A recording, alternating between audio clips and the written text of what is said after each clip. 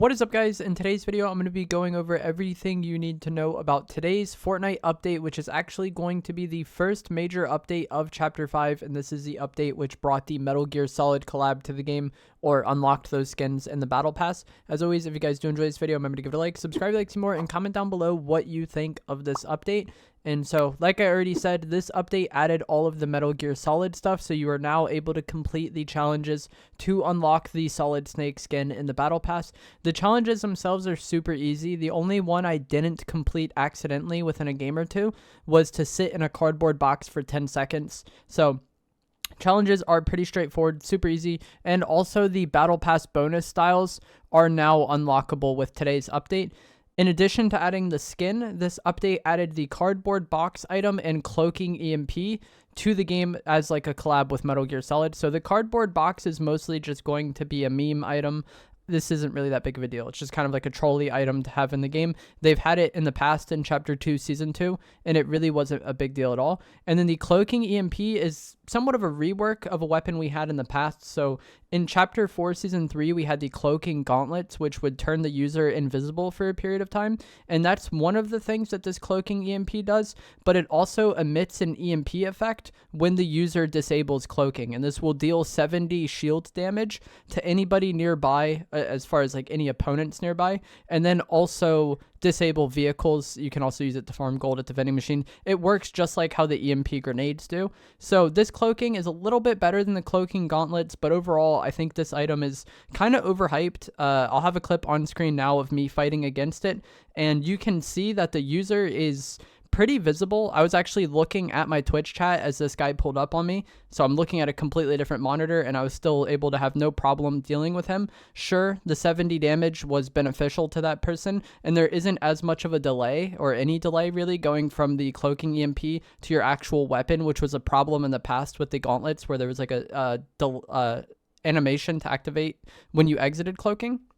So it definitely is better, but overall I don't think it's that great, and it's not something I would really want to use an inventory slot on. There's definitely going to be some cool clips and moments that come from this item, but as far as it being a meta item, I don't think it's that big of a deal. I've never thought the cloaking in Fortnite was that good when they've had it, like the gauntlets in Chapter 4, Season 3. Thought it was pretty easy to see the user if they're moving, and there is like an audio cue as well for somebody using this near you. So overall, I don't think this item is the biggest deal, but people hear invisibility, and then they're like, holy crap, this is OP. This update also unvaulted the Anvil Rocket launcher, which is like a javelin missile launcher that can lock onto vehicles or like the ground if you decide to like ping the ground, and it has some time to lock on, and then the missile will launch and travel and get to the destination and blow up. This does counter cars somewhat well, but overall it's probably also just not something I want to carry, especially because like you can just shoot the car's tires out with your weapon. I don't really want to carry a dedicated item just to grief cars.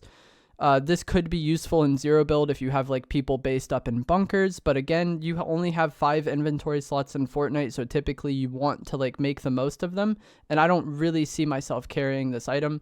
In like trios or squads, it wouldn't be the end of the world to have somebody in your team carry this, but again, I think this is another item that's blown out of proportion. Definitely will counter cars, but like I said, you could shoot the tires out with an AR, and if I was in a car and my tires got shot out, like I'm trying to find a new one at that point anyways, because driving around with the tires popped is just not great. And I think it takes like 2 rockets to destroy the G-Wagon. I'm not sure how many it takes to destroy the other cars. Maybe just 1, because the G-Wagon does have more HP, but if you're the person in the car, you do get an alert that you're being locked onto, like everything starts beeping, and then the missile does have a fair amount of travel time, so it's not like your car is just going to immediately blow up and you're not going to have any idea what happened. There also was several weapon balancing changes in today's update. We're going to start with the less impactful ones. The Hyper SMG got some accuracy and spread improvements, so if you hip fire it, it's going to be a bit more accurate. I don't think this is the biggest deal. The ballistic shield will now take less damage before the user is stunned. I really didn't notice this at all while playing today. I didn't get to fight many shielders, but when I did, it wasn't like the item was useless. It wasn't like I was breaking it so much faster than I was before. If they didn't tell me there was a change, I probably wouldn't have suspected that there was one, so it's not like they nerfed the riot shield into the ground. The Enforcer AR got a buff, and this was probably the most significant of the weapon changes. Each rarity, green and above, got added 1 damage. The weapon now has a higher headshot multiplier, which goes from 1.5 to 1.65. It will also now have less bullet drop. So the gold one with these changes will do 40 damage and headshot 466. I used the Enforcer AR a decent amount today, and I definitely liked it more than I did in the past. Not sure if it's my favorite AR. I'll probably have a video in a few days or tomorrow maybe talking more about like which AR I prefer after this update, but definitely the Enforcer AR, I enjoyed it a lot more now than I did in the past. And then one of the final weapon balancing changes is going to be that the Reaper sniper rifle got nerfed. So it now has more bullet drop. The bullets travel slower, and then you also have a slower fire rate. So like the time it takes your character to bolt the sniper is going to take longer than it did before. And so the weapon just got harder to use. You're going to have to lead more because the bullet drop is worse. The bullet travels slower. So anybody moving is going to be harder to hit. And it's just harder to use in general. I don't think they ruined the weapon though. I still think the sniper is very good. It's just going to be a bit harder to use at longer ranges. And it's one of those things where like we just have to relearn the bullet drop. If you've been using the Reaper sniper all season, you have muscle memory for the old bullet drop. So it's just going to take a little bit to get used to the new bullet drop, I think. And then as that happens, people will be, hitting more and more snipes again.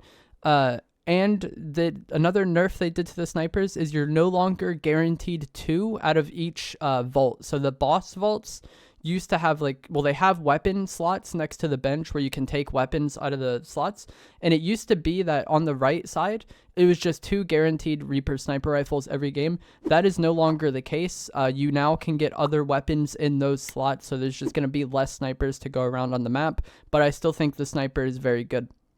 Another weapon change that wasn't mentioned in the patch notes, and the in-game stats don't reflect this change, but the Thunder Burst SMG feels like it shoots much slower than it did before. It's very feeling based. I'll play a clip right now of me shooting it and kind of reacting to it. But yeah, I think the Thunder Burst SMG definitely has a slower fire rate now. I'm not sure if it's just like an audio thing and it just sounds different. I'm not sure. It felt like it was shooting much slower than when I used it in the past. And everybody in my chat also said, yeah, it definitely feels like it's shooting slower than it was before. Not really sure why that wasn't mentioned in the patch notes or anything, though. It does still have perfectly accurate hip fire with the laser sight attachment. Another change in today's update is going to be that they nerfed sprint. This was the first thing I saw today, and I was very disappointed. And I was just very disappointed in this update upon seeing this.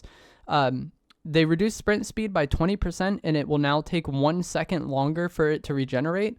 And like I said, when I read this, I was very disappointed in the update.